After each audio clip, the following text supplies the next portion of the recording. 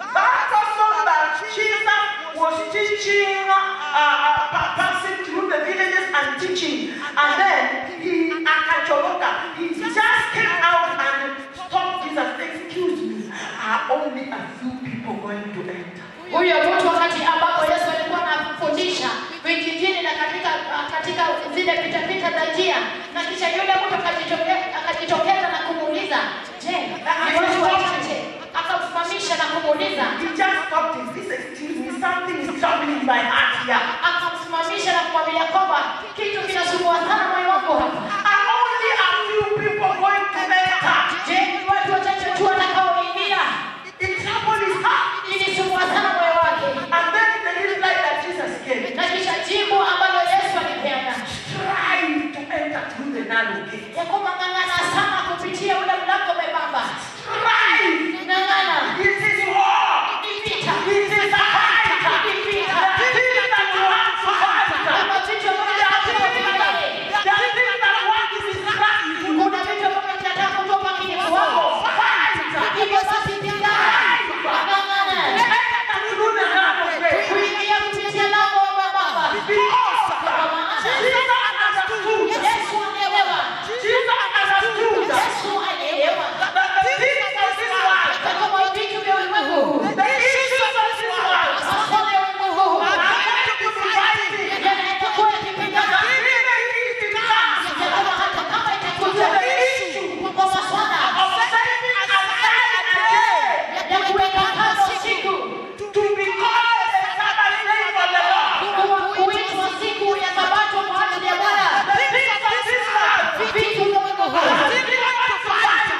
Tutaenda kupigana vita. But this day, Ya kwamba siku hii I want us to be fighting with God. tataka pia tutakuunganisha na Bwana. Even if you have things to do those other things, Hata kama uko na siku zito sita za kufanya mambo zile zingine. even today, Hata siku hii still continue to do those other things. wewe angali ungati tu wewe endelea tu kufanya mambo hayo mengine. Utaelewa tu. Ya kwamba uko na udogo. And you need to fend for life. Na unahitaji kupata mapato ya maisha. That is why Ndio maana Jesus replied, Yesu akajibu. that pastor that stopped in the course, he was still teaching. Huyo mtu ambaye alisimamisha akiwa katika ile awamu ya kuhubiri. Read the Bible properly. Soma Biblia zenu vyema. Actually, that person just alichomoka tu, and in the middle of teaching, Jesus is busy teaching, but he stopped him. Please, are only a few people going to enter? Na kusoma Biblia inasema ya kwamba yule mtu aliweza kujitokeza wakati ambapo Yesu alikuwa anajishughulisha sana katika kule kuhubiri na kufundisha, lakini akajitokeza na kuuliza, tafadhali tu ni miradi ni jibu hili. Je, watu wachache tu ndio watakaoingia? Huyo mtu lazima awe aliona People are crying. jinsi ambavyo watu wanajadili. They are crying to go to church Wanajaribu sana kwenda kanisani on Sunday. siku ya Jumapili, lakini The Sabbath day, siku ya Sabato which is supposed to be dedicated for the Lord, ambayo inapaswa kuwa inapeana vikamilifu kwa Bwana. people are divided those hours. Watu wamegawanyisha yale masaa. Those hours are not divided. Yale masaa sasa yamegawanyishwa. Half of those hours Baadhi ya yale masaa are for continuing to do the things that we are doing throughout the 6 days. ni ya kuendelea kutekeleza mambo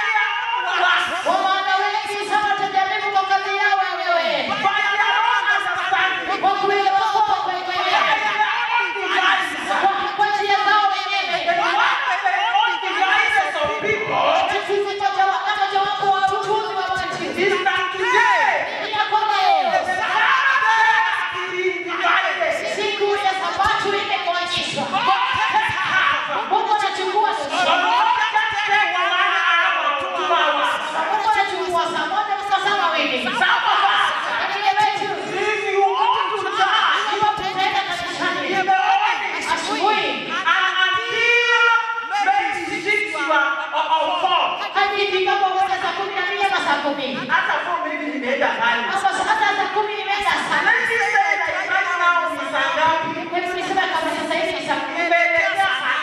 Inaelekea sana. Some of us Wengine wetu already tayari you have already started programming your mind. tayari umekwisha kuweka mawazo yako katika ratiba. In fact, some of us you are not here. You are already in your business. Wengine wetu hata tuko hapa, tuko katika biashara zetu. You are just wondering, now when will we finish? Hata huwa anaulizi sana. Hallelujah. Hata huwa yeye anaulizi sana. Yet you want to enter. In hali unataka kuingia. You want to enter that door.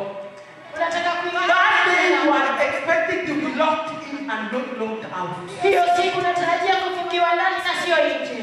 Yes, the Sabbath day. Ni siku ya Sabato. You are divided. Umegawanyisha. Hallelujah. Hallelujah. And the Mujita Betuambia, this is not hours, it is the day. Mzee Mchina ametuambia mema kabisa ya kwamba sio masaa.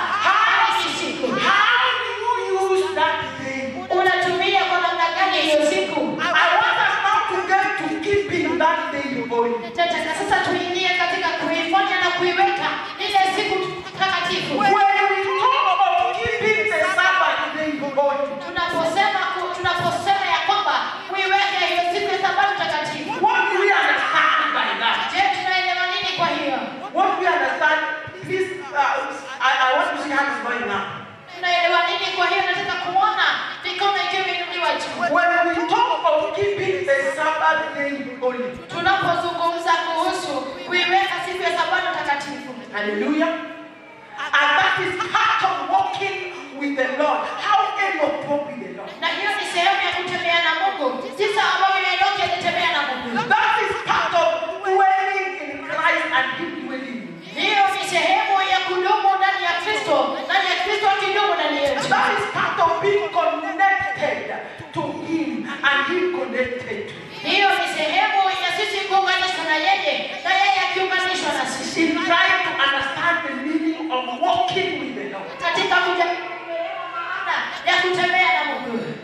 What we understand by that keeping the Sabbath holy.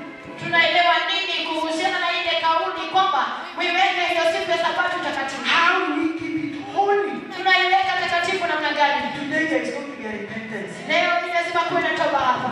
Praise the Lord. Bwana asifiwe. Because Kwa sababu have we kept the Sabbath day holy? je, tumeiweka siku ya Sabato takatifu? So we want today to find out how do we keep that day holy. Leo tunaenda kugundua ni namna gani na jinsi gani tunapaswa kuiweka hiyo siku takatifu. Because we have found out that it is not just hours. Kwa maana tumegundua kwanza kabisa kwamba sio kuhusiana tuna masaa. It is a day. Sio kwamba ni masaa bali ni siku. Meaning a full day. Kumaanisha ya kwamba ni siku How do kamilifu. we keep that day holy? Je, tunaiwekaje hiyo siku takatifu? Hands up. Mikono juu. The microphone is in there. Na kinasa sauti kinatembea kote kote. Praise the name of the living God. Jina la Mungu asifiwe. How do we keep the Sabbath day holy? Tunaiwekaje siku ya Sabato takatifu? Do you have people of God here? Je, tuna watu wa Mungu hapa? Do you have here people that have been called by the name of the Lord and they are looking forward to be with Jesus in heaven? Je, tuna watu hapa ambao wameitwa, wameitanishwa na jina la Yesu na wanatazamia kwamba siku moja wawe mbinguni? How do we keep the Sabbath holy? Tunaiwekaje siku ya Sabato takatifu? Hands up. Mikono juu. Anybody? Kinasa sauti kiko wapi? Mtu yeyote. How do we keep the Sabbath holy? Mtu yeyote tunaiwekaje siku ya Sabato kuwa takatifu? We have just found out that if it is a whole day, meaning if we divide it, we have not kept it holy. Tumegundua ya kwamba ni siku nzima, na hivyo basi wapo tunaweza kuigawanyisha, basi hatujaiweka kuwa takatifu. It's not a day. Basi sio siku. We have not given the day. We have not surrendered. Hatujaweza kupeana ikiwa siku kamilifu, Yeah. hatujajisalimisha. Yes. Ndio. So, how do we keep, after we have said that, okay, I am going to set it apart the whole day, then how do we keep it holy? What do we do that day so that it is holy? Basi tukiwa tumekwisha sema ya kwamba It's kept holy. tumeipeana hiyo siku kuwa ni ya Bwana kikamilifu, basi tunaidumishaje kuwa takatifu? Hallelujah. Hallelujah. Anybody? Mtu yeyote. Hands, microphone please. Inaanza sauti tafadhali. Microphone to senior. Inaanza sauti kwa mchungaji mkuu. How do we keep that day holy? Tunawekaje hiyo siku kuwa takatifu? Because we want not to be disappointed on that day, away from me for once. Kwa sababu hatutaki kuaibishwa katika hiyo siku na kuambiwa ya kwamba ondokeni na imani na mimi enyi watenda maovu. Amen. Amina.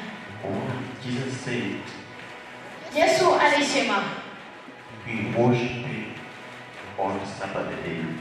So making it holy is tumwabudu katika siku ya Sabato, na hivyo basi kuiweka kuwa takatifu. I want to do the nation. Nataka kuichukua ama kuielezea katika njia mbili. Is going to church on Sabbath day, going to church and putting your mind and everything set for the Lord for that day, without thinking of any other thing. Ni kwenda kanisani katika hiyo siku na kuweka mawazo yako na kila kitu kukuhusu katika masuala ya hiyo siku pasipo kufikiria mambo mengine. Just before you continue, have we been doing that? Tumekuwa tukifanya hivyo? Just before you continue, have we been doing that? Kabla haujaendelea, je, tumekuwa tukifanya hivyo? Mumesikia kile amesema?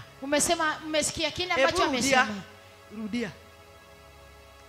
I've said this very well, that keeping the Sabbath day is ensuring that you put your mind, you set everything for that day holy without thinking of any other thing for that day, for the Lord.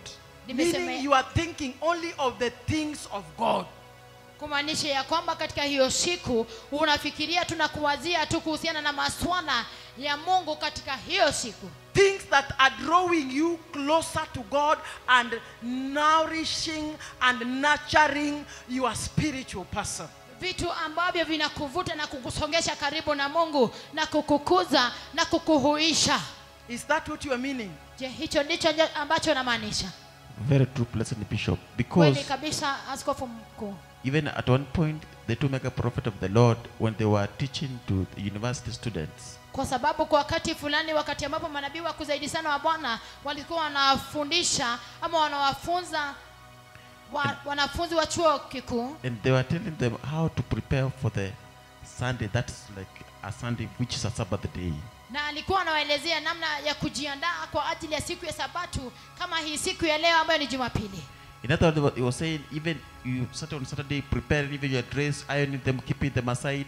Kwa maneno mengine alikuwa anasema ya kwamba ikiwa ni siku ya Jumamosi, unapasa manguo zako, unachagua na kuyapasa manguo zako na kuyaweka kando. And preparing everything for the Sabbath, for the day, like you value it so much that I want tomorrow to go to church early, go in the sense just seek God. Unaandaa kila kitu na kuamua kwamba kesho ikiwa ni siku ya Jumapili, nataka kwenda kanisani mapema. In other words, even your Bible, you have kept them where they need to be. Everything pertaining, even the 10% of your sadaka umeweka tayari, ushajua hii ni ya Mungu. Everything is that I want to go and serve the Lord on Sunday. Kwa maneno mengine, hata Biblia yako umekwisha ipangilia, hata umepangilia hata ya kwamba hili ndilo fungu langu la 10 ambalo naenda kutoa, najua kwamba hii ni ya Mungu. Unaweka vitu hapo. Sasa tuko na dhambi nyingi sana ya kutubu. Hapo unapangilia vitu vingi. Tuko na dhambi. Umesema, you have said that on that day, katika hiyo siku everything is set before that day. Kila kitu kinapangiliwa kabla hiyo siku. Even your tithe, hata fungu lako la 10, even the sadaka which you are going to bring that day, hata sadaka ambayo unaenda kuleta hiyo siku. Aushtukia kwamba mkoba ya sadaka inapita. Haushtuki ya kwamba ule mfuko wa sadaka unapita. Sijui ni kuna some 50 bob niliregeshewa kwa gari, sijui iko wapi. Sijui iwapo kuna shilingi 50 ambazo uliweza kurejeshwa kwa gari, sijui hata iko wapi. We don't do that. Hatufanyi hivyo. what I am going to give, kile ambacho naenda kutoa I prepare it a day before. unaiandaa hata siku kabla. That is now preparing for Sabbath. Sasa huko ndiko kujiandaa kwa ajili ya Sabato. Sasa sijui kama kuna mtu anaona tuko na dhambi ya kutubu hapa. Mimi tuko na dhambi ya kutubu. La sivyo that door on that day. Maswala nyeti. La sivyo hiyo siku katika hilo lango. Maswala nyeti iko katika hiyo lango. Maswala nyeti imo katika hilo lango. We are just seeing how to keep this Sabbath holy, this Sabbath day holy. Tunaangazia jinsi ambavyo ya kuweka hii siku ya Sabato takatifu. Meaning, kumaanisha nikirogota ile change imebaki ndio nipeane, I have not kept the Sabbath holy. Kumaanisha ya kwamba iwapo nitakuwa nikitafuta ile pesa ambayo niweza kurejeshewa, masalio ambayo niweza kurejeshewa, basi sijaweza kuweka hiyo siku ya Sabato takatifu. Bingu ni mbali, tusaidie tafadhali. Umemaliza? Now, I wanted us to also to add on when the two mega prophets of the Lord, in fact, I was also shocked so much because when the two mega prophets of the Lord went to the Exodus chapter 20, tulishangazwa sana hata wakati ambapo manabii wakuu zaidi sana wa Bwana walienenda katika kitabu cha Kutoka sura 20. When they were talking about the requirements for those who will enter, who will be locked in, walikuwa wanasema ya kwamba the citizens of heaven. Walipokuwa wakisema ya kwamba kuhusiana na zile sifa na tabia za wale ambao wataweza kuingia na kufungiwa ndani ya lango, raia wa mbinguni. Raia wa mbinguni. Then straight away they went to Exodus chapter 20. Basi moja kwa moja wakaenda katika kitabu cha Kutoka 20. Because if you look from basically Exodus chapter 20 was given, the laws were given to Moses. It was the basic requirements. They were just basics. Kwa sababu unapotazama kitabu cha Kutoka 20, zile amri 10 ambazo zilipeanwa kwake Mose zilikuwa ni yale mahitaji ya kimsingi. And you see, when Jesus came, na unaona ya kwamba wakati Yesu alikuja, he only said, I've come to fulfill the laws, just to fulfill them. Nothing was to be left aside.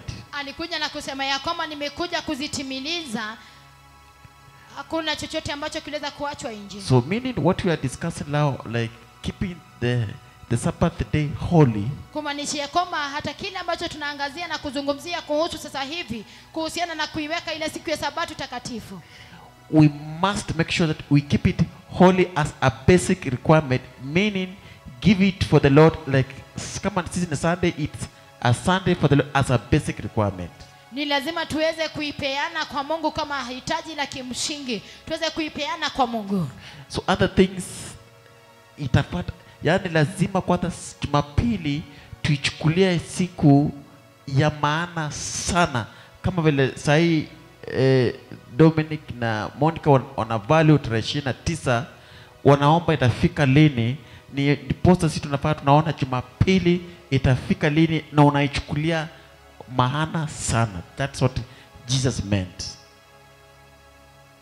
Bwana Yesu asifiwe. So tusichoke, but we are in church. We are handling Sabbath, this maswala ya Sabbath. So please, if you are tired, please don't get tired, because it will be a shame. Itakuwa ni kuaibika kukuu. Praise the Lord. Bwana asifiwe. Your neighbors know you as a church person.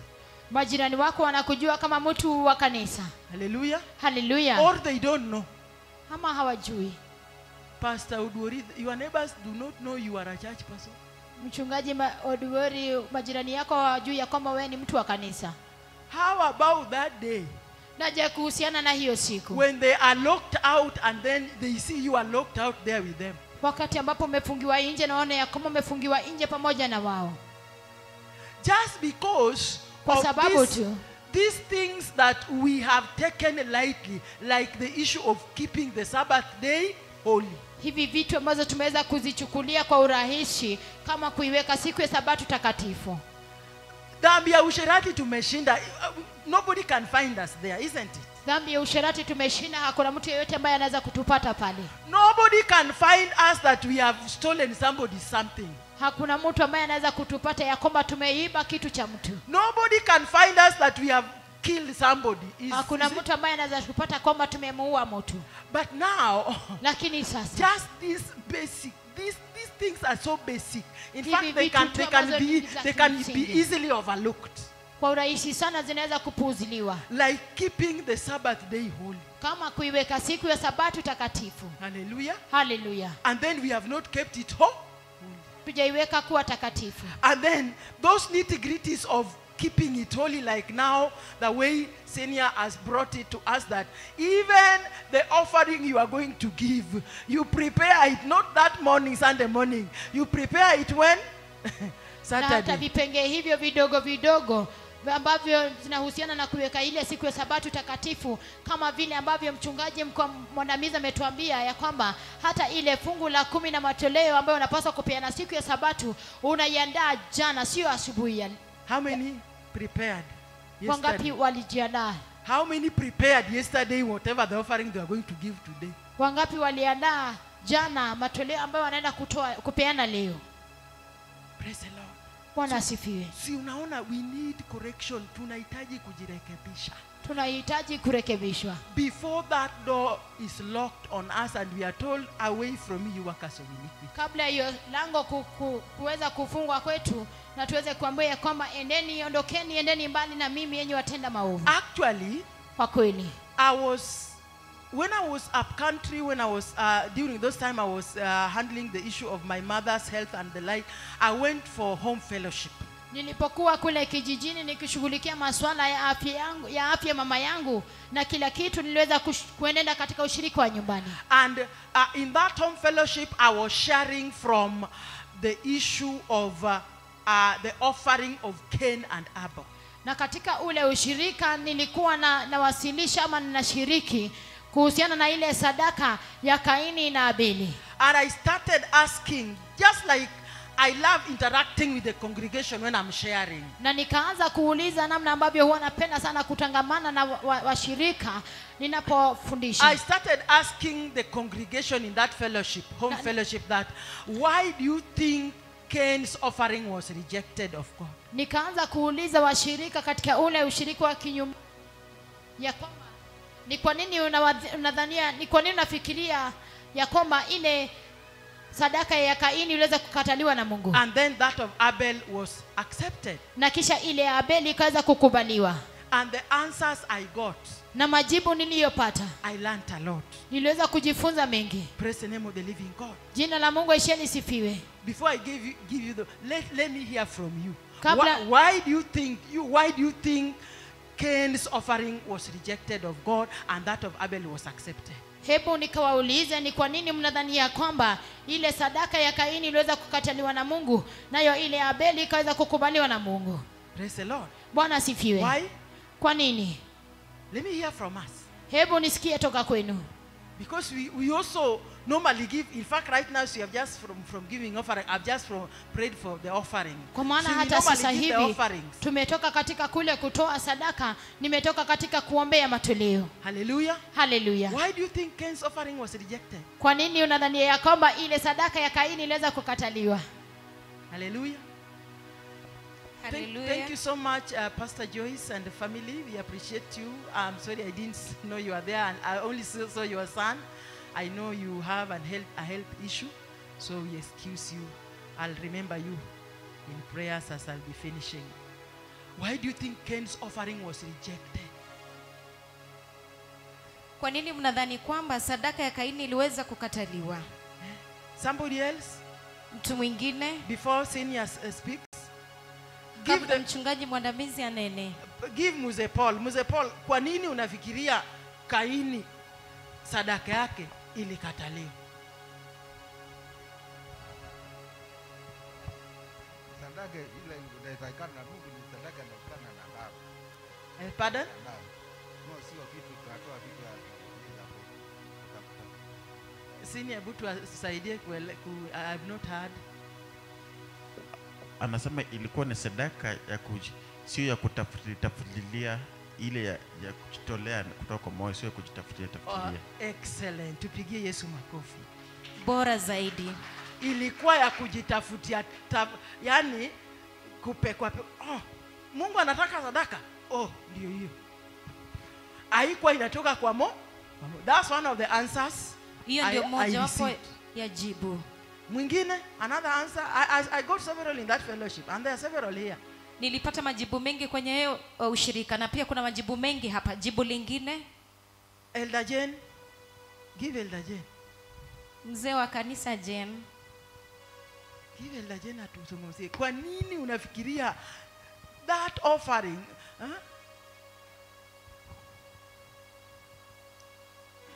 Bwana Yesu asifiwe. Amen.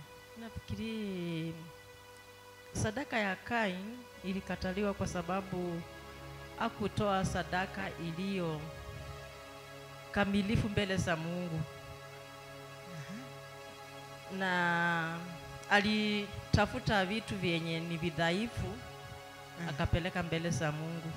Na Abel alitoa ile ambao ni nzuri kabisa ndiye alipea Mungu. Tuseme sasa kama ni mafuno, Kaini alikuwa ni mtu wa mkulima. Alipeleka kama ni mahindi, alichukua ile yenye meoza ndogo ndogo akapeleka mbele za Mungu, ile mzuri akabaki nayo. Na Abel naye alitoa ile ilikuwa mzuri kabisa, kondoo ambayo haina mawa, sio kilema, sio kipofu. Akatoa na moyo wake wote na Mungu akakubali. Asante. Thank you very much. Asante sana. Finally, senior. Hatimaye mchungaji mwandamizi. Tuambia answer, another answer. Amen. Thank you. So the two of them, one, there was a show off. Kwa hao wawili, mmoja ilikuwa maonyesho. Alitaka kujionyesha. Kujionyesha, whereby if I use a context in the Bible, whereby when there was a widow mwenye alipeleka ile tu yake yenye kutoka moyo wake. So Kaini yeye alikuwa anapeleka tu kuonyeshana like yeye ako na mingi, but Kaini gave from her heart, from like kusio kuonyeshana watu wanaona niko na mingi. So God does not want show off. Thank you. He wants exact thing from the heart. Thank you so Mungu much. hataki ile ya kujionyesha, anataka haswa inayotoka ndani ya moyo. I thought you would tell us what you have just told us concerning preparation even for that offering. Nidhani kwamba pia utatuambia kuhusu ile ambayo umetuambia hata kuhusu yale maandalizi kwa ajili ya toleo hilo. That Kwamba when going to appear before God unapoenda kujiwasilisha mbele za Mungu with an offering, ukiwa na sadaka, there is need for preparation. pana hitaji la maandalizi. Hallelujah. Haleluya. First of all, Kwanza, you yourself, wewe mwenyewe, your body in totality mwili wako kikamilifu is an offering. ni sadaka kivyake. Should be a sweet smelling offering before the Lord. Yastahili kuwa sadaka yenye harufu nzuri mbele za Mungu. The way you have lived and you have conducted and you are conducting the affairs of your life throughout. Jinsi vile umeishi na kuendeleza shughuli za maisha yako kote kote. It should be that now when you are going to appear before the Lord, even on that day of Sabbath, it is your life will be acceptable, will be presentable. The conduct, the way you have conducted the affairs of your life will be, even when you stand worshiping, hallelujah, Hosanna, it will be emitting your totality, your total being will be emitting a sweet aroma to the Lord. Ya kwamba jinsi vile umeishi maisha yako, wakati unajitolea unaenda mbele za Bwana katika ukamilifu, hata unaposimama ukiabudu, ya kwamba itakuwa ambayo inakubalika, inatoa harufu nzuri, manukato mbele za Bwana. Praise the name of the living God. Jina la Bwana ishie lisifiwe. And then, Na kisha whatever you are is accompanying your body being presented, whatever is accompanying your body in terms of substance, money, wealth, whatever, even that you have prepared it well, knowing who you are going to appear before. Ya kwamba hata kila ambacho kinaandamana pamoja na mwili wako wakati unaenda kujiwasilisha mbele za Bwana, iwe rasilimali iwe fedha, kila ambacho unaandamana nacho na mwili wako kwenda mbele za Bwana, wastahili kuwa umejiandaa vizuri, umekiandaa vizuri ukijua ni nani unaenda kujiwasilisha mbele zake. Praise the name of the living God. Jina la Bwana ishie lisifiwe. So, kwa hivyo it is likely Cain's offering was rejected yawezekana sadaka ya Kaini ilikataliwa because kwa sababu all this which we are talking about he did not take into account. haya yote ambayo tunazungumzia hakuyazingatia. First of all, Ya kwanza, maybe the way he conducted the affairs of his life, his way of life, labda jinsi vile alijiendeleza kimaisha, he disregarded God alimpuuza Mungu and his holy ways. na njia zake takatifu. And secondly, Na ya pili, it is likely when now he was going to take his offering yawezekana wakati sasa alikuwa anaenda kutoa sadaka yake in form of substance, kwa njia ya rasilimali, he did not take care hakujali to first of all understand it is God that I'm going to give. ya kwanza aelewe kwamba ni Mungu ambaye ninaenda kumpa, He is the owner of everything. ya kwamba yeye ndiye mmiliki wa kila kitu. Even this crop from the field I am going to give him. He is the one who brought rain. This field that I have tilled, he is the owner. Therefore, he deserves the best. Let me look for the best out of the best and give him. Ya kwamba hata ya mazao ambayo nimetoa shambani ambayo naenda kumpea ni yeye ambaye aliachilia mvua ikanyea. Kwa hivyo acha nitafute ile ambayo ni bora zaidi niende nikampe. He did not actually take care or consider all that. Hakika hakuweza kuzingatia hayo yote. So he just did things anyhowly. Kwa hivyo yeye alifanya tu mambo ovyo ovyo And then akamsukumia. na kisha akamsukumia. Praise the Lord. Bwana asifiwe. The way sometimes as a husband, Wakati jinsi vile wakati mwingine kama mwanamume, you can ask for water. kama mume unaweza kuomba maji. That please, you ask for your wife for water. Please bring me water. Umuombe mkewe kwamba tafadhali nilete maji. And then Na kisha she takes and then anakusukumia and hiyo. anachukua na kukusukumia kwamba ndiyo hiyo. Praise the Lord. Bwana asifiwe. How will you feel? Je, utahisi jinsi gani? Yes, you ask for water and you need water. Ndio uliomba maji na unahitaji maji. But the manner in which you have been given that water, Lakini kwa njia ambayo umepewa maji hayo, it shows there is carelessness. You are like nobody in that house. inaonyesha kutokujali, ni kana kwamba wewe si mtu katika hiyo nyumba. Praise the Lord. Bwana asifiwe. So it is likely Kwa hivyo the yawezekana manner in which even Cain took that to the Lord ni kumsukumia tu. njia ambayo I don't care. You wanted ndiyo hiyo. yawezekana njia ambayo Kaini aliweza kutoa hiyo sadaka mbele za Bwana ni kama alisema tu ulitaka ndio hiyo, hakujali. But isn't that sometimes the way we approach God in his house when it comes to giving him our substance? We do not take care to prepare, like we have been told that even that Saturday you are like, tomorrow I'll be in church. What am I going to appear before God? How much should I give God according to how he has been good to me? Even throughout this week he has given me. How much am I going to give him? Lakini je, si yawezekana tumekuwa tukifanya hivyo ya kwamba wakati tunajiandaa siku ya Jumamosi kujiwasilisha mbele za Bwana hatujakuwa tukizingatia, je, naenda kujiwasilisha jinsi gani, napeleka kiasi gani, na nitakuwa jinsi gani? So Kwa hivyo the attitude ule mtazamo of Cain ule mtazamo wa Kaini in the whole aspect of giving, presenting his offering before God was mad. It was bad. katika ule mchakato mzima wa kujiwasilisha au kuwasilisha kitu mbele za Bwana ilikuwa isiyostahili. Yes, the attitude was wrong. Ule mtazamo aliochukua haukuwa sawa. So even as today, Kwa hivyo hata sisi leo in giving our offering, katika kutoa sadaka zetu, if the attitude is wrong, iwapo mtazamo wetu si mzuri, that offering will not be a sweet aroma before the Lord. It will not be accepted. basi hiyo sadaka haitakuwa harufu nzuri, manukato mbele za Bwana haitakubalika. Of course, you know sometimes there are attitudes in giving. Hata hivyo wakati mwingine kuna mitazamo katika kutoa. That, oh, this money, it is the pastor that is eating. That is already an attitude. Ya kwamba hii pesa yote ni mchungaji ambaye anakula. Tayari huo ni mtazamo fulani. Hallelujah. Hallelujah.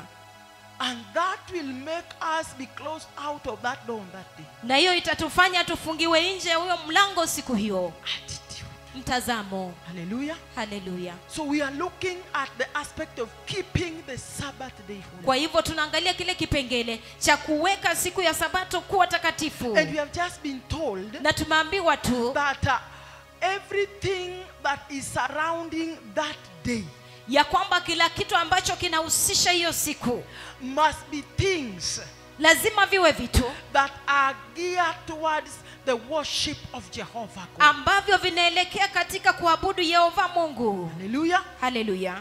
It must be geared to the worship of Jehovah God. Lazima ielekezwe katika kuabudu Yehova Mungu. It must be how we engage and we utilize the time, that time for that day.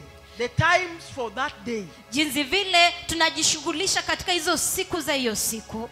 It must be in a manner that is enhancing our fellowship with the Lord and exalting the kingdom and building the kingdom of God in us and in the life of others. Lazima iwe njia ambayo itakweza kule kuimarisha uhusiano kati yetu na Mungu na kukweza ufalme wa Mungu. Keeping the Sabbath day holy. Tukizingatia Sabato kuwa takatifu. Praise the Lord. Bwana asifiwe. So we find that we have sin to repent of today. Kwa hivyo tunapata kwamba tuna dhambi ambayo tunastahili kutubia leo. Because most often we have not kept the Sabbath day holy. Kwa sababu mara nyingi hatujaweka Sabato kuwa takatifu. It must be a day, a full day. Lazima iwe siku yote. We must not divide those time. This time no, this time the other one no. Hatustahili kugawanya ya kwamba huu wakati ni wa hiki na huu wakati ni wa hiki, hapana. Praise the Lord. Bwana asifiwe.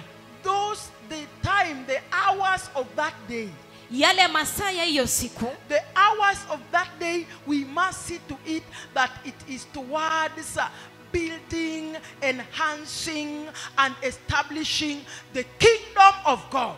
Masaa ya hiyo siku tunastahili kuzingatia, tujue kwamba lazima ikuwe inaelekea katika kujenga, kuimarisha na kuwekeza ufalme wa Mungu. Hallelujah. Hallelujah. In our lives and in the lives of others. Katika maisha yetu na maisha ya watu wengine. Praise the Lord, the name of the Lord. Jina la Bwana lisifiwe. Because sometimes, kwa sababu wakati mwingine tunaharakisha. Tunaharakisha. Today niko na matanga. Wajua leo niko na matanga. So I have to come to church, from church early. Kwa hivyo lazima nitoke kanisani mapema. Matanga sio mbaya. Matanga sio mbaya. But lakini in that going to that matanga, katika kwenda kwenye hayo matanga, how is it going? Is going there going to continue to nurture you spiritually, uplift you and you uplift others? Or hiyo matanga unaenda wanacheza muziki yao huko ya dunia and you just want to show up and the other days of the week you have?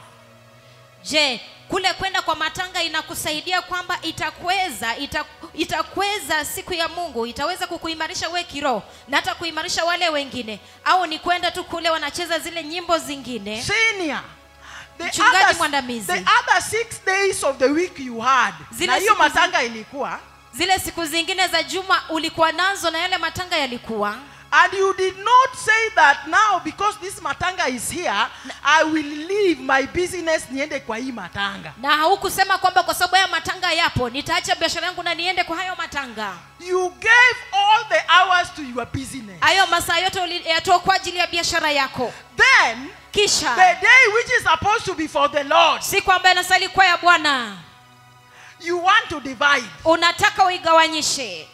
Now I have to leave church early because I'm going for matanga. Sasa nastahili kuondoka kanisani mapema kwa sababu naenda kwa matanga. Hata kama wewe ndio Mungu, unaangalia kutoka mbinguni. Wewe ndio Mungu tuseme. Wewe ndio Mungu. Na unafanyiwa hivyo. Mtu umempea siku ngapi? 6. Hizo siku 6 amefanya vitu vyake. Na kuna kitu ambao pia ni ya muhimu ambayo inaitwa matanga. Hakuacha kufanya hizi siku zake ndio aende matanga, lakini sasa siku yako kama Mungu ndio anataka kugawa, yeye anaenda kwa matanga.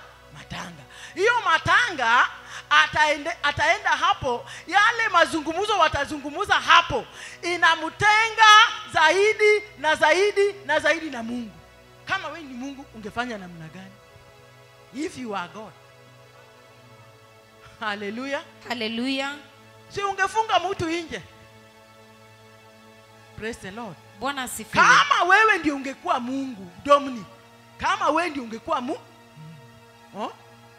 Na sasa mtu ameamua, somebody has decided to behave like that. Mtu ameamua kujiendeleza kwa njia kama hiyo. Hallelujah. Hallelujah.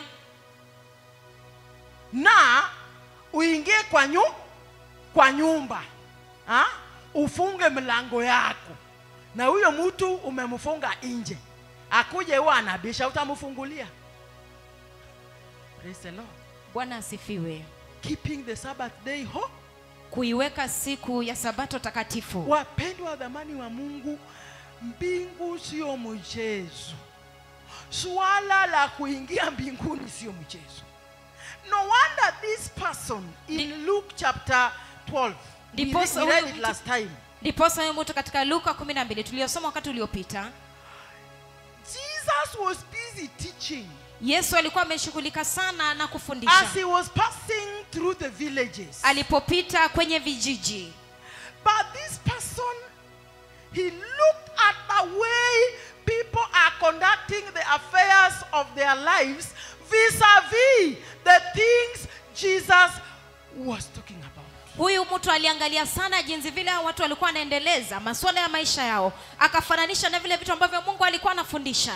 And he framed that question in the manner that he framed it. Na akalitengeneza, akalitunga hilo swali kwa njia ambayo aliweza kulitunga. Will only a few people enter? Akasema, je, ni watu wachache pekee yao wataingia?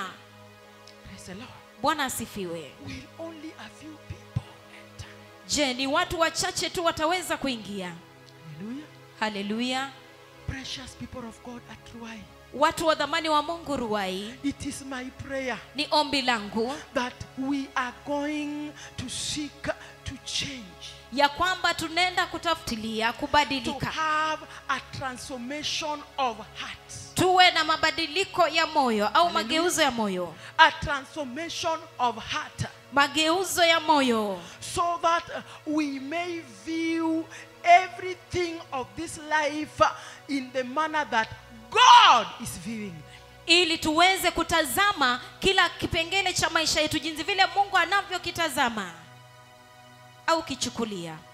Tuwe na mtizamo kama ya Mungu kuhusu kila swala la maisha. Tuwe na mtazamo kama wa Mungu kuhusu kila swala ya maisha. Because Kwa sababu by that kwa hilo we will be walking with God and being in his will. tutakuwa tunatembea na Mungu tukiwa katika mapenzi yake. If the Lord views this thing Iwapo Bwana anaona hiki kitu to be sin, kukuwa ni dhambi, there is no way I can try to maneuver it now to make it now look like it is not sin. amuna hacha niweze kuibadilisha na kuifanya ionekane kama si dhambi. There is no way. Hakuna njia yoyote. There is no way God has looked at this thing and has called it sin.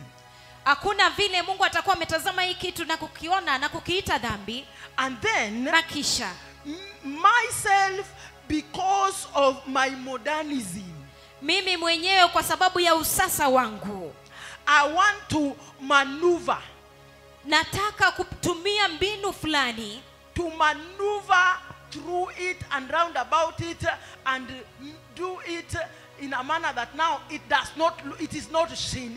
It does not look like sin, yet it is sin. nataka kuzunguka na kuibadilisha ionekane kama si dhambi. Praise the name of the living God. Jina la Bwana ishie lisifiwe. That will not be walking. Hiyo haitakuwa sasa tunatembea na Mungu. Hii haitakuwa sasa tunatembea na Mungu. Praise the name of the living God. Jina la Bwana ishie lisifiwe. Like this issue of kufunika nywele that God has repeatedly talked about. Kama hili swala la kufunga nywele ambalo Bwana amezungumzia kwa kurudia. Praise the Lord. Bwana asifiwe. God has repeatedly talked about the issue of kufunika nywele. Mungu kwa kurudia ameweza kuzungumzia na kusisitiza swala la kufunga nywele.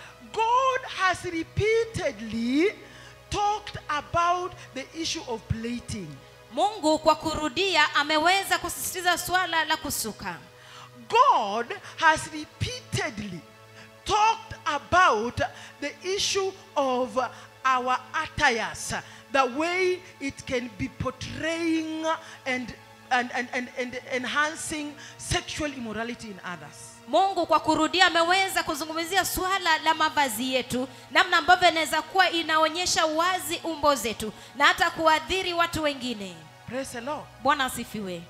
There is no way we can maneuver it. Hapana njia yote ambayo tunaweza kuibadilisha. Play around about it. Tuweze kufanya mchezo au karata. To now make it look like it is not sin. Huyu ni mtoto tu na hizi ni lines za shule. Kuifanya isionekane kama dhambi, kwamba huyu ni mtoto tu na ni laini za shule.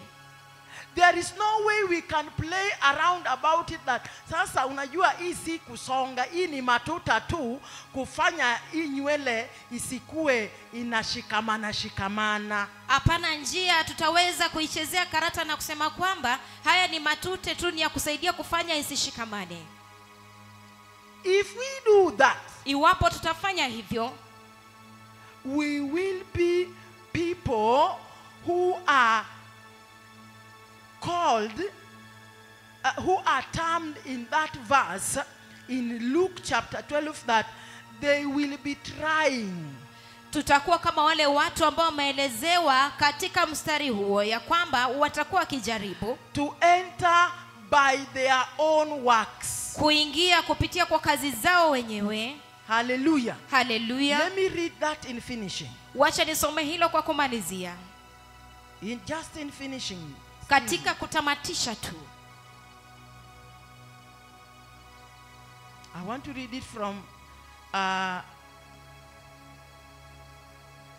read it from Amplified. Nataka nisome kutoka tafsiri ya Amplified.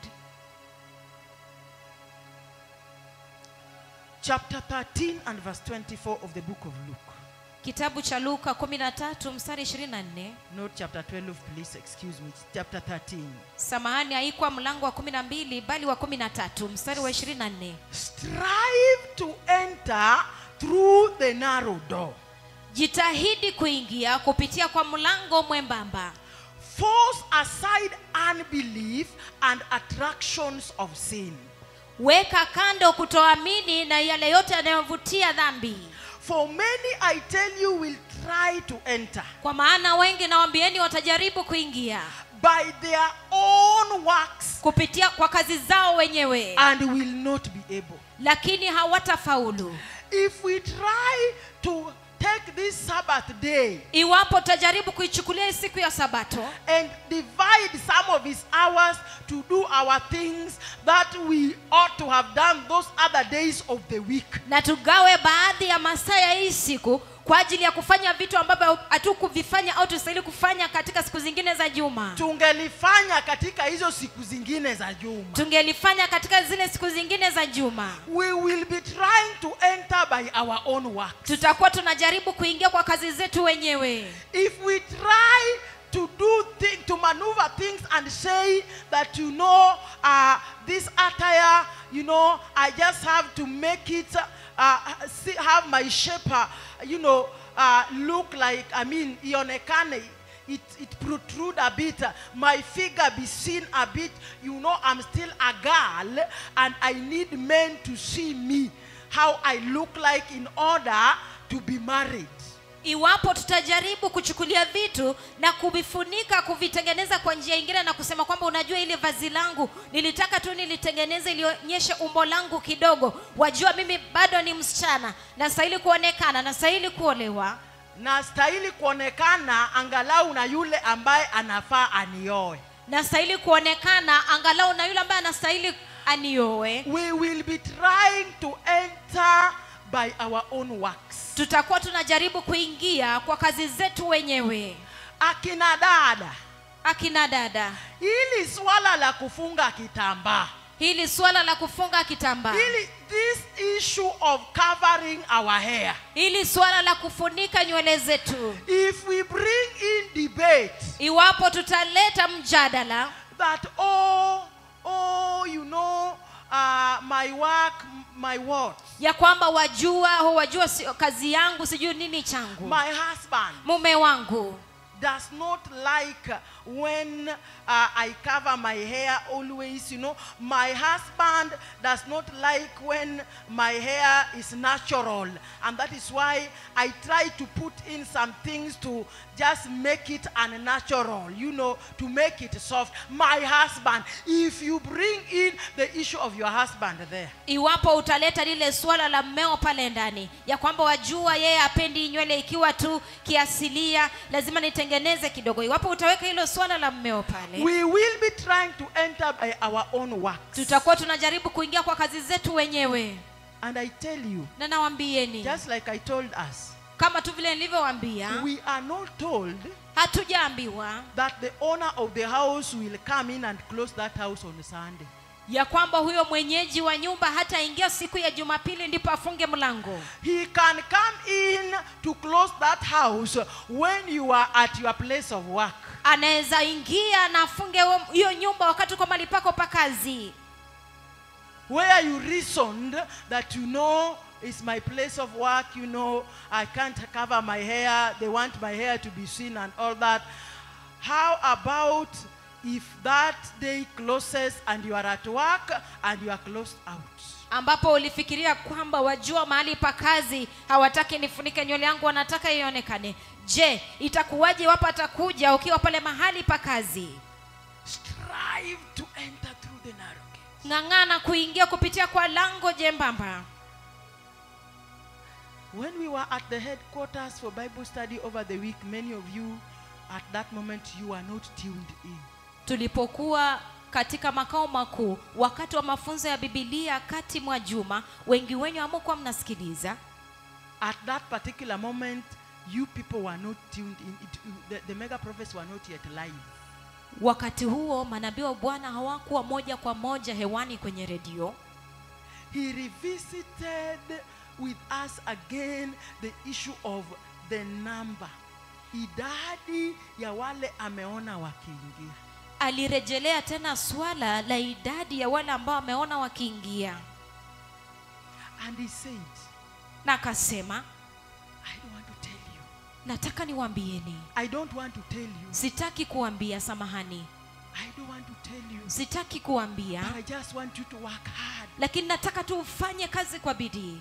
I don't want to tell you the number because you might be discouraged. I just want you to work hard on your salvation and enter. Sitaki tu niwaambie idadi kwa sababu mtashushwa moyo. Nataka tumfanyie kazi wokovu wenu kisha muweze kuingia. Strive to enter. People of Ruai, let's strive to enter. Jitahidini kuingia, watu wa Ruhai, wacha tuweze kujitahidi kuingia. Force aside unbelief Weka kando kutoamini and all the attractions of sin. na vyote vivutiavyo dhambi, Because many will try to enter by their own works, kwa sababu wengi watajaribu kuingia pitia kazi zao, trying to bring reason and debate and murmuring in the instructions of the Lord on righteousness. wakijaribu kuleta sababu, mjadala na kulalamika katika masuala ya uhaki Wa Mungu. wa Mungu, And then they will miss. They will not enter. na kisha watakosa, hawataweza kuingia. Trying to bring debate and murmuring and know-how, technical know-how on the issue of the Sabbath. Wakijaribu kuleta mjadala, kunungunika na kujifanya kujua kiasi katika masuala ya Sabato, And then they will not enter. kisha hawataingia. May the Lord help us not to enter, to try by our own works, but by the works, the ways, the standards of the Lord God Almighty alone. Wacha Bwana atusaidie kwamba tusijaribu kuingia katika kazi, kupitia kazi zetu, lakini tutaingia kupitia kwa njia ya Mungu na viwango vya Mungu peke yake. There are points I wanted us to note, but time again cannot allow me. Kuna hoja ambazo nilitaka tunakili, lakini muda hauniruhusu. But I believe if you are writing, Lakini naamini kwamba iwapo ulikuwa unaandika, you have picked things there. umeweza kudokeza vipengele fulani pale. You have picked a number of things there. Umejaribu kuchukua baadhi au idadi ya vitu fulani pale. Otherwise, La sivyo, I want us to note. nataka tunakili. I want us to note that definition of true salvation Nataka tunakili kwamba maelezo ya wokovu halisi and deliverance na ukombozi is when the will of man ni wakati ile hiari au tamanio au mapenzi ya mtu has diffused into the will of God, yameweza kuingia na kupotelea katika mapenzi ya Mungu, which does not come except one surrenders fully ambayo hayakuji tu isipokuwa mtu aweze kujisalimisha kikamilifu to the dealings of the cross, which involves pain. katika matendo ya msalaba ambayo inahusisha uchungu. Again, Mara tena, definition of true salvation ufafanuzi wa wokovu halisi and deliverance na ukombozi is when ni wakati the will of man mapenzi ya mwanadamu has diffused imeweza kuingia na kupotelea ndani mwa into the will of God, katika mapenzi ya Mungu, which does not come, that aspect, that diffusing does not come except one surrenders fully to the dealings of the cross. ambapo kule kupotelea ndani, kile kipengele cha kupotelea ndani hakikuji tu isipokuwa mtu ajitolee kikamilifu au kujisalimisha kwa matendo au mapenzi ya msalaba. The dealings of the cross, Yale matendo ya msalaba, shughuli ya msalaba, ile maswala msalaba inashughulikia katika maisha yako, yale masuala ambayo msalaba unashughulikia katika maisha yako, and that dealing, those dealings of the cross, na yale masuala ya msalaba, I want us to understand, nataka tuelewe, involves pain. inahusisha uchungu. Hallelujah. Haleluya. It involves pain. Inahusisha uchungu. There is pain. Kuna uchungu. Hallelujah. Haleluya. There is pain Kuna uchungu when you love hair. wakati unapenda nywele, You love long hair. unapenda nywele refu. But now the dealings of the cross Lakini sasa masuala ya msalaba tells you trim it. inakwambia kwamba uikate. Trim it to a manageable size so that it will not consume or compete with your time for God. Ya kwamba ikate ifike kiwango ambacho haitaweza kubishana na wakati wa Mungu. Hallelujah. Haleluya. The dealings of the cross involves pain. Masuala ya msalaba inahusisha uchungu. Pain Uchungu whereby ambapo the dealings of the cross is now telling you cover your hair. masuala ya msalaba sasa inakwambia funga nywele yako au funika nywele yako. Yet the delight of your flesh Ili hali kule kupendezwa kwa mwili wako tells you that you need to let it be seen and be admired and be told, I love your hair. ili hali kule kupenda kwa mwili wako kuna kwambia wacha iweze kuonekana ili uambiwe kwamba nimeona ninapenda nywele yako. The dealings of the cross Masuala ya msalaba involves pain. inahusisha uchungu. Hallelujah. Haleluya. Pain Uchungu whereby ambapo you are told now you've got to sit in church umeambiwa kwamba sasa itabidi ukae kanisani and enjoy the presence of God na ufurahie uwepo wa Mungu from 6 kuanzia saa in 12 the morning asubuhi to 6 in the evening. hadi asubuhi hadi saa 12 jioni, samahani. Hallelujah. Haleluya. So that Ili kwamba you have surrendered and given fully the hours of Jehovah to God, doing his things days in church without getting bored. ya kwamba itakuwa sasa umesalimisha masaa ya Bwana kikamilifu, ukijipeana kanisani, ukifanya mapenzi yake. The dealings of the cross involves pain. Masuala ya msalaba inahusisha uchungu. Pain Uchungu whereby ambapo the cross can lead you to now take a 3-day fast. msalaba utakuelekeza kuchukua mfungo wa siku 3 Without eating anything. bila ya kukula chochote, Without watching TV. bila kutazama runinga, Yet you really love TV. ili hali unapenda runinga. Hallelujah. Haleluya. The dealings of the cross. Masuala ya msalaba It involves pain. inahusisha uchungu. But now that is the true salvation.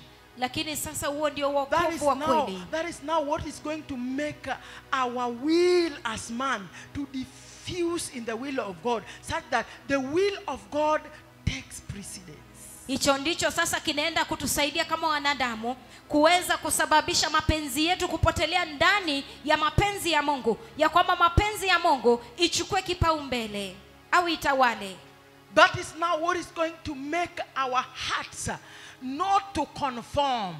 Hiyo ndio itasababisha mioyo yetu isiweze kuendana na, but to transform. lakini kubadilishwa. Hallelujah. Haleluya.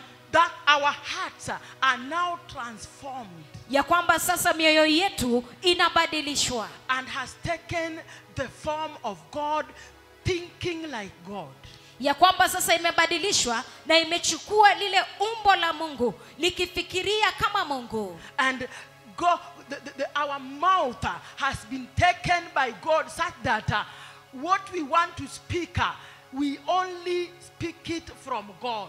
Na ya kwamba sasa kinywa chetu kimeweza kutawaliwa na Mungu. Kila ambacho tunanena tu kutoka kwa Mungu. Somebody has abused you. Mtu amekutukana And the instinct, the self in you is saying abuse back. na yule mtu aliye ndani mwako anakusukuma na kuambia pia wewe mtukane. But because the transformation of heart has taken place, Lakini kwa sababu yale mabadilisho ya moyo yametendeka, the heart is Moyo. not conforming to the world around. haukubaliani na ulimwengu unaokuzunguka. The heart has taken another form, Moyo sasa the form of God, Moyo umechukua umbo lingine, umbo la Mungu, such that ili kwamba whatever the mouth has to speak, kila ambacho mdomo unastahili kunena, which is coming from the heart, ambayo inatoka ndani ya moyo, out of the heart, out of the abundance of the heart, the mouth speaks. katika utele wa moyo kinywa unena. Whatever your mouth will speak. Chochote ambacho kinywa chako kitanena. Because your heart has been transformed and has taken the form of God. Kwa sababu moyo wako umebadilishwa, umechukua umbo la Mungu. That abuse that came Lile tukano ambalo lilikuja and demands na linahitaji kwamba that it be returned with another more worse abuse. ya kwamba uitikie na matusi mengine mengi. Now it will not be that way. Sasa haitakuwa kwa jinsi hivyo. You will not return that abuse with another even more worse abuse. Hautaitikia kwa lile tukano na matusi mengine. Hautaijibu. Hautajibu lile tukano kwa matusi mengine. No. Hapana. You will Lakini respond to it utaijibu with the response from the mouth of God. na jibu toka kwa kinywa cha Mungu. What God would have spoken. Kila ambacho Mungu angelinena. How God would have responded. Jinsi vile Mungu angelijibu. Oh, Oh, you have called me a dog. umeniita mbwa. Thank you. Asante. Hallelujah. Haleluya. Thank you. Asante. Do you think it is possible without a transformation of heart? Je, mnadhani yawezekana bila mageuzo ya moyo? Somebody calls you a dog. Mtu akuite mbwa. Umbwa wewe. Mbwa wewe. And then you tell that person thank you. Kisha uambie wewe mtu asante. Hallelujah. Haleluya. Is it possible? Je, yawezekana? Praise the Lord. Bwana In asifiwe. our own nature, is it possible? Je, katika asili yetu yawezekana? It is only possible when the transformation has taken place. Yawezekana tu wakati kubadilishwa kumetendeka. And now our mouth, whatever comes out of this, is controlled with our heart, which has been transformed by the Lord. Ya kwamba sasa kinywa chetu, chochote kitakachotoka katika kinywa chetu, kinachotoka kwenye moyo, kitaelekezwa na moyo ambao umebadilishwa. Hallelujah. Hallelujah. So that when somebody abuses you, a dog, you Ili- say thank you. Ili kwamba wakati mtu atakutukana kwamba wewe ni mbwa, utasema asante. Hallelujah. Hallelujah. When your wife, Wakati mke wako under the influence of the devil, slaps you, akiwa ameathirika na ibilisi akupige kofi hallelujah, as a man, kama mwanamme. praise the Lord. Bwana asifiwe. It only takes a transformed heart, a transformed life, Itagharimu tu au itazingatia tu moyo ambao umebadilishwa, To- maisha ambayo to yamebadilishwa, return that slap from the wife. To return that slap from the wife kurudisha hiyo Kujibu, kofi, kujibu. kujibu hiyo kofi kwa mke wako, by telling your wife, kwa kuambia mke wako honey, I still love you. bado nakupenda. Hallelujah. Haleluya. Men are laughing. Wanaume Wanaume wanacheka wanacheka. because they know it is not practical. Kwa sababu wanajua kwamba si kitu ambacho kinaweza kutendeka, But it can be practical with the determination to strive to enter through the narrow gate. lakini yawezekana tu katika kule kujitolea, kung'ang'ana kuingia kupitia mlango mwembamba. Hallelujah. Haleluya. At that moment that you wanted to return that slap with the same slap, you just remember the narrow gate and the church at the door, and you say, honey, I still love you, thank you. If that is the way you have tried to do it, thank you. Na wakati ambapo ulikuwa unafikiria tu kurudisha lile kofi na jingine, unakumbuka tu ule mlango mwembamba na ile lango kufungiwa nje, kisha ukasema tu mpenzi na kupenda. Walking with God, precious people. Kutembea na Mungu, watu wa dhamani. Enoch walked with God. Enoki alitembea na Mungu. Hallelujah. Haleluya. Another scripture you can take note of as we summarize is Philippians chapter 2 verse 2. Andiko lingine ambalo unaweza kunakili tunapofanyia Verse muhtasari 12, chapter 2 verse 12. ni Wafilipo 2:12 Which says, ambayo inasema, therefore, my dear ones, as you have always obeyed my suggestions, so now, not only with the enthusiasm you would show in my presence, but much more because I am absent, work out, cultivate, carry out to the goal and fully complete your own salvation with reverence and awe and trembling, self-distrust, with serious caution, tenderness of conscience, watchfulness against temptation, timidly shrinking from whatever might offend God and discredit the name of Christ. ambayo inasema 12, kwa hiyo wapenzi wangu, kama vile ambavyo mmekuwa mkitii siku zote, si tu wakati nikiwa pamoja nanyi, bali sasa zaidi sana nisipokuwepo, utimizeni wokovu wenu kwa kuogopa na kutetemeka, kwa maana Mungu ndiye atendaye kazi ndani yenu, kutaka kwenu na kutenda kwenu kwa kulitimiza kusudi lake jema. Fanyeni mambo yote bila kunungunika wala kushindana. Are you reading chapter 2, Philippians verse 12? Chapter 2. Okay. It's a little bit different from, just interpret from my version, please. The point I want us to note there Hoja ambayo nataka tunakili pale is that ni kwamba walking with God kutembea na Mungu involves inahusisha being enthusiastic kule kutaka zaidi, to show, kuonyesha, not only in the presence of those that know that you are born again, sio tu uweponi mwa wale ambao wanajua kwamba umeokoka, but even in their absence, lakini hata wasipokuwepo, to show that life. kuonyesha maisha hayo.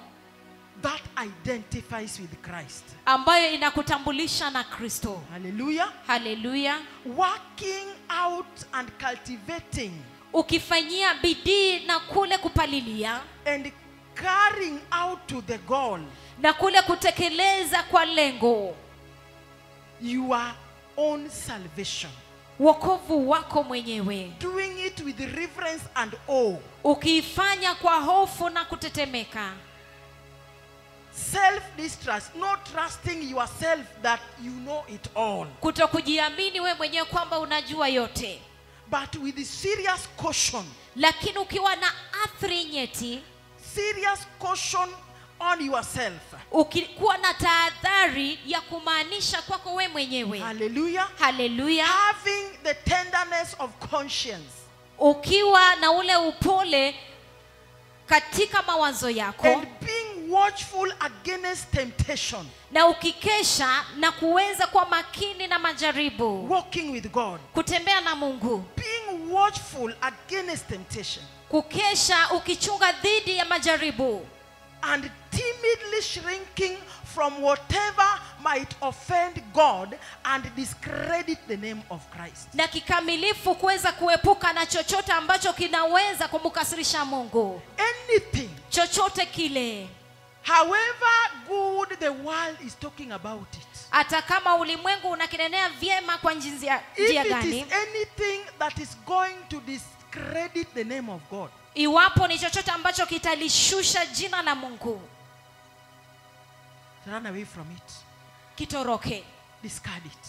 kitupe mbali. Hallelujah. Haleluya. Let's rise up on our feet Wacha tusimame miguuni petu as we get to repent, tunapotaka kutubu, as we search our lives tunapodadisi maisha yetu in line with what we have learned this day kulingana na kile ambacho tumesoma siku hii concerning walking with God. kuhusisha kutembea na Mungu. Praise the Lord. Bwana asifiwe. Walking with God, blessed people, Kutembea na Mungu, watu wabarikiwa, and what it means, na kinachomaanisha na what it entails. kinachohusisha kutembea na Mungu. And today we have a little bit dwelt on the aspect of Sabbath. Na leo tumeangazia sana swala la Sabato. Praise the Lord. Bwana asifiwe. So Kwa hivyo we can go before the Lord in repentance. unaweza kwenda mbele za Bwana katika toba. We can cry before the Lord Tunaweza kulia mbele za Bwana to have mercy on us, akatuonee rehema, just because of the criticalness of that day at that gate. kwa sababu tu ya unyeti wa hiyo siku katika lile lango. Being told, away from me, you worker of iniquity. Ukiambiwa ondoka kwangu ewe mtenda maovu, Just because of some things that you took lightly, kwa sababu ya vitu ambavyo ulichukulia tu kwa urahisi, that they cannot be all that sin that can lock you out. ya kwamba haiwezi kuwa ni ile dhambi ambayo itakufungia nje, But now lakini you sasa shall be locked out. utakuwa umefungiwa nje. Let's go before the Lord, precious people. Wacha twende mbele za Bwana, watu wa dhamani. Let's go before the Lord. Twende mbele za You Bwana. can kneel down. Unaweza piga magoti, You can find a way if you want to lift up your hand. unaweza pata njia kama unataka kuinua A mikono, way of talking to God njia ya kunena na for Mungu yourself. kwa ajili yako mwenyewe. That day will not matter. Hiyo siku haitajalisha Whatever the big things that you did in church, yale mambo makubwa uliyotenda kanisani. if we just missed out on one of them, Iwapo tulikosea tu moja peke yake, we disregarded just one of them, iwapo tulipuzilia tu moja peke yake, and the owner of the door locks us out, na yule mwenyeji wa mlango atufungie nje, it will be terrible. itakuwa ya kutisha. Let us repent, precious people, before the Lord. Wacha tutubu, watu wa dhamani, mbele za Bwana. Let's cry before the Lord. Lia tu mbele za Bwana. Let us go before the Lord Wacha twende mbele za Bwana in humble repentance. katika toba ya kunyenyekea. Even me, I am repenting before the Lord. Hata mimi natubu mbele za Bwana. Even me, I'm repenting before you, Jehovah. Hata mimi natubu mbele zako Yehova, Because despite the fact that I stand before your people, kwa sababu licha ya kwamba wanasimama mbele za watu wako, it is not that I am perfect. si kwamba nimekamilika, It is not that I have done it all well. si kwamba nimeifanya yote vyema. Even me, I want to raise a cry, Hata mimi nataka niinue kilio pleading with you, Jehovah. Jehovah, nikikusihi Yehova that you may remember me in mercy. ya kwamba unikumbuke katika rehema. Today, Leo you have talked to us, oh Lord, umetunenea Bwana, and you have helped us to get a little bit deeper na umetusaidia kuingia katika vilindi in walking with God katika kutembea na Mungu, in connection to the issues of the Sabbath. ikihusisha masuala ya Sabato. I have found out that I have not kept the Sabbath. Nimegundua kwamba sijaizingatia Sabato. I have not kept the Sabbath holy. Sijazingatia Sabato kwa takatifu. I have divided the hours of Sabbath. Nimegawanyisha masaa ya Sabato. A day that is supposed to be fully yours, oh Lord, Siku ambayo inastahili kuwa yako kikamilifu Bwana, surrendered to you. ikiwa imesalimishwa kwako, I have divided it. nimeigawanya. Some of those hours Baadhi ya masaa hayo I have used to do my own things. nimetumia kufanya mambo yangu mwenyewe, And by that, na kupitia kwa hilo I have been trying to enter through the narrow gate nimekuwa nikijaribu kupitia lango jembamba by my own works. kwa kazi zangu mwenyewe. I want to bring repentance. Nataka kuleta toba. I want to bring repentance today. Nataka kuleta toba To leo cry to you, Lord, for mercy. na kulilia Bwana rehema. I have not kept the Sabbath day holy. Sijaiweka siku ya Sabato The takatifu, manner in which I have prepared, njia ambayo nimejiandaa even for that day, hata kwa ajili ya siku hiyo is wanting. ni ya kusikitisha. Oh Lord God Almighty, Bwana Mungu mkuu, forgive me today. nisamehe leo, Forgive me today. nisamehe leo, The way I have prepared, oh Lord, jinsi vile nimeandaa Bwana for the Sabbath kwa day. ajili ya siku ya Sabato, Even how I'm going to present myself and what I'm going to present in form of my substance. hata jinsi vile naenda kujiwasilisha na kile ambacho naenda kuwasilisha kama rasilimali. I have not taken careful thought Sijaizingatia kikamilifu on whom I am going to present before. kwa uangalifu, kwani nani naenda kusalimisha mbele zake. So I have offered the sacrifice of Cain, Kwa hivyo nimetoa dhabihu ya Kaini that which was rejected, ambayo ilikataliwa, that which was given without a careful thought. ambayo ilitolewa bila kuwaza kwa uangalifu, And it has never even dawned on me na kwa hivyo haijawahi hata kuniguza that sacrifices, offerings can be rejected. ya kwamba sadaka zaweza kukataliwa. I have not taken care, oh Lord, Sijakuwa mwangalifu Bwana, to think carefully if my offerings kuanza kwa uangalifu iwapo matoleo yangu in form of my substance kwa njia ya rasilimali is always being accepted or not. nimedhani kila wakati imekubalika, But today, lakini leo I'm changing my heart. leo nabadilisha moyo wangu. Today I'm changing my heart, oh Leo Lord. nabadilisha moyo wangu Mungu, Even as your word came, oh na kwamba Lord, hata kama vile neno lako limekuja Bwana, calling for repentance, nikiitia toba which is a change of heart. ambayo ni kubadilishwa kwa moyo. Today, Lord Jesus, Leo Bwana Yesu, may you help me, oh Lord. ukanisaidie Bwana, Remove this heart of carelessness, ondoa huu moyo wa kutojali, the heart of stone, moyo wa jiwe, the heart of bad attitude, moyo wa mtazamo potovu, wrong attitude, moyo ambao ni wa mtazamo mbaya, wicked attitude, moyo mtazamo muovu, even when it comes to the givings of the work of hata God. inapofikia kutolea kwa ajili ya kazi ya Mungu. May you remove this attitude from me. Ondoa mtazamo toka kwangu, The evil attitude ule mtazamo muovu concerning the day of Sabbath, kuhusisha siku ya Sabato, how to use it and how to spend it. namna ya kuitumia na namna ya I have kuitumia. entertained a wicked attitude, Nimeweza kuwa na mtazamo mwovu, and therefore I have defiled your Sabbath. na hivyo nimenajisi Sabato yako. My body that is supposed to be a Sabbath all the time, Mwili wangu ambao unastahili kuwa Sabato kila wakati, I have lived it in defilement, nimeuishi katika kuchafua, because what I feed it, kwa sababu kile ambacho naulisha sometimes I do not care. wakati mwingine sijali, I even feed it with junk food, hata naulisha na chakula ambacho ni kichafu au and I have kibovu, defiled your sanctuary. na nimechafua mahali pako patakatifu. Forgive me, O Lord. Nisamehe Bwana, Forgive me, O Lord. nisamehe Bwana, Where I am allowing this body to go to, mahali ambapo naruhusu mwili kuenda, what I am allowing this body to wear, kile ambacho naruhusu mwili kuvaa has brought defilement. imeleta unajisi, Defilement to your temple, unajisi kwa hekalu lako, and defilement to your Sabbath, na unajisi kwa sabato yako, such that when I come even for the day designated for worship, kwa njia kwamba atanapokuja ile siku ambayo imewekwa kwa ajili ya ibada, when I lift up my hands in worship, ninapoinua mikono yangu katika ibada, my sacrifice, my offering cannot be a sweet aroma before you, dhabihu yangu, sadaka yangu haiwezi kuwa manukato mbele zako, because it is defiled, kwa sababu imenajisika, because of what I have allowed this body to engage in. kwa sababu ya kile ambacho nimeruhusu mwili wangu kushiriki. Today I bring repentance. Leo naleta toba, Today I bring repentance. leo naleta toba, Today I plead with you for mercy. leo nakusihi kwa ajili ya rehema. May I not be locked out, oh Wacha Lord. nisifungiwe nje, May I not be locked out, oh Lord. nisifungiwe nje Bwana. When you are locking your house, oh Wakati my unafunga nyumba yako, God. May I not be locked out, oh nisifungiwe Lord. nyumba Mungu Today I Jehova. plead with you, oh Leo Lord. nakusihi Bwana, Oh Jehovah. Jehova, Help me to enter through the narrow gate. nisaidie kuingia kupitia lango jembamba, Help me to walk through the narrow nisaidie way kupitia njia jembamba, and enter through the narrow gate. na niingie kupitia lango jembamba. Oh Lord, help me, Lord.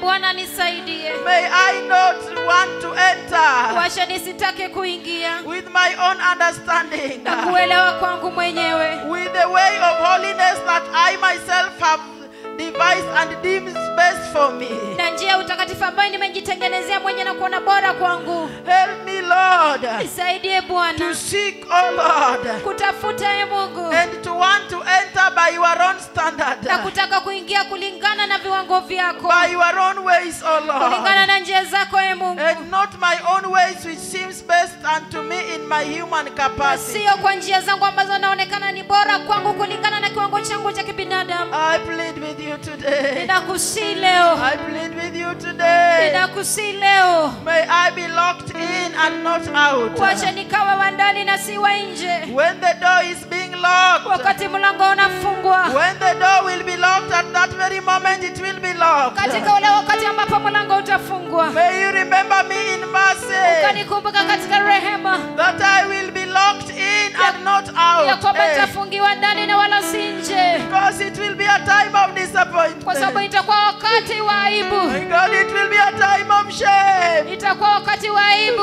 It will be a time of misery. itakuwa wakati wa fedheha For those that are in churches, kwa wale walioko kanisani doing things of church, wakifanya mambo ya kanisa, thinking that they are going in, wakidhani kwamba wanaingia yet they will find themselves out. ili hali Hey, watajipata nje. today I plead with you, O Lord. Leo nakusihi Bwana, Help me, O Lord. nisaidie Bwana, Help me, O Lord. nisaidie Bwana, Remember me in mercy. nikumbuke katika rehema, Remember us in mercy. tukumbuke katika rehema, In Jesus' mighty name. katika jina kuu la Yesu, In Jesus' mighty name we plead. katika jina kuu la Yesu tunasihi.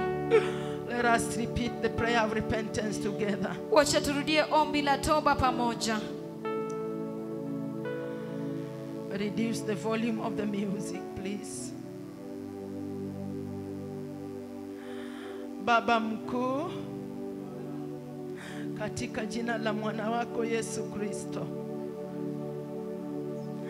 kwa unyenyekevu na kwa kujuta, nimepiga magoti mbele zako nikikuomba rehema, nikikuomba msamaha kwa jinsi ambavyo mtembeo wangu haijakuwa nzuri. Sijatembea na wewe kama Enoki. Nimejiita Mkristo, lakini afla za maisha yangu mara nyingi haijadhihirisha Ukristo ndani yangu. Leo nakusihi unisamehe. Leo nakuomba unisamehe. Mienendo yangu hapo nje mara nyingi haijadhihirisha tunda la Roho, haijadhihirisha mimi kuwa ninanyonya na kukula kutoka kwako. nimeishi kwa unafiki, jinsi ambavyo nimejiendelesha kimaisha haijavutia wale ambao wako kwa ufalme wa giza kuingia na kujua na kuingia katika ufalme wako wa nuru. Leo naleta toba mbele zako. Naomba unisamehe. Naomba unisamehe. Naomba unisamehe hata kuhusu mambo ya Sabato. Sijajiandaa ipasavyo. Ikifika swala ya Sabato, sijajiandaa ipasavyo. Hata kile ambapo ninakuja kuleta kwa nyumba yako kama sadaka, sijaandaa ipasavyo. Hata kama ninaleta utoaji wangu, mara nyingi imekuwa na nia mbaya. Naleta toba mbele zako, kwa kukuja mbele zako kwa nia ambapo sio ya kiungu. Naomba unisamehe. Kwa rehema na neema siku ya leo, naomba uniondolee majina katika kitabu cha mauti, kitabu cha walioasi, kitabu cha wenye vichwa ngumu, kitabu cha wale ambao wanakosa kutii maagizo ya utakatifu. Niondolee majina pale, na kwa rehema zako na neema naomba uniandike majina katika kitabu chako cha uzima wa milele, katika jina la Yesu. Siku ya leo ninakurudia upya, ninakupokea uwe Bwana na Mwokozi wa maisha yangu. Katika jina la Yesu nimeomba na nimetubu dhambi zangu. Amina. Father, in the mighty name of Jesus, Baba, katika jina kuu la Yesu, I want to thank you for the confession nataka kushukuru kwa ajili ya kukiri that we have brought before you as individuals ambayo tumeleta mbele zako kama watu binafsi and even as corporate, as a church. na hata kama kusanyiko nzima kanisa. Today, Leo as you are blessing those that have confessed their sins and they have renewed their relationship with you, unapobariki wale ambao wamekiri dhambi zao na kuisha uhusiano wao nawe, may those blessings also be ours. wacha na hizo baraka ziwe pia zetu In the mighty name of Jesus. katika jina kuu la Yesu. May you help us to delight Ukatusaidie tukafurahie and focus on the things of heaven. na kulenga kwa vitu vya mbinguni. May you help us, Lord God Almighty, Ukatusaidie Bwana Mungu mkuu, that even if every other thing of life is troubling our heart, ya kwamba hata kama kitu kingine cha maisha kinasumbua moyo wetu, let it come to pass wacha ikakue that the topmost priority ya kwamba ile ambayo ni kipaumbele of the thing that is troubling our heart ya kitu ambacho kinasumbua moyo will be itakuwa that which will happen at that gate.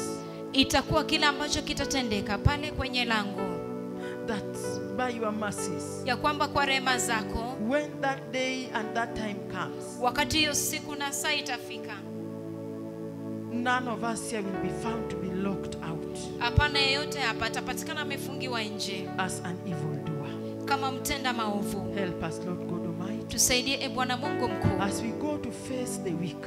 tunapoenda kukabiliana na juma. Help us, Lord God Almighty, Tusaidie Bwana Mungu mkuu, to seek to know kutafuta kujua and do your will na kutenda mapenzi yako and be in your will na kuwa katika mapenzi yako in all our endeavors. katika shughuli zetu The zote, manner in which we are fending for life, njia ambayo tunatafutia maisha, the manner in which we are relating with one another, njia ambayo tunahusiana mmoja kwa mwingine, whatever occasion it is, hafla yoyote au tukio lolote ambalo ni hilo, help us, I plead, na tusaidie na kusihi that we may seek to know, do and be in your will at all the times. tutafute kujua na kuwa katika mapenzi yako kila wakati, Because not all those who call you Lord, Lord will enter your kingdom, kwa sababu si wote wa kuitao Bwana Bwana wataingia katika ufalme but wako, only those who do the will of your Father in heaven. lakini watendao tu mapenzi ya Baba aliye mbinguni. In the mighty name of Jesus, Katika jina kuu la Yesu, as your people go, watu wako wanapoenda, may each and every one of us, Lord God Almighty, wacha kila mmoja wao, Bwana Mungu mkuu, go and face the week aenda kakabiliane na juma under the anointing, the favor and the blessing akiwa chini ya upako, kibali na baraka that has come to us with this repentance we have done here. ambazo zimekuja kwetu tokana na toba ambayo tumefanya hapa. In Jesus' mighty name, Katika jina kuu la Yesu we pray and we give thanks. tunaomba na kutoa shukrani. Amen Amina and amen. na amina. Tuseme neema. Let's give Jesus a mighty hand of praise, even as Samahani, tumpe Bwana makofi ya sifa. I want us to get into that other meeting, Nataka tuingie katika ule mkutano mwingine, but we can say the words of grace, because after that meeting, I know some of us will be going. tunaweza kusema neno la neema kwa sababu najua baada ya mkutano wengine watakuwa naenda. As we go off air, Tunapotoka hewani, let's say the words of grace, and now may the grace of our Lord Jesus Christ and the love of God the Father and the fellowship of the Holy Spirit be with us now and forevermore. Amen and amen. Thank you so much. I want to request us to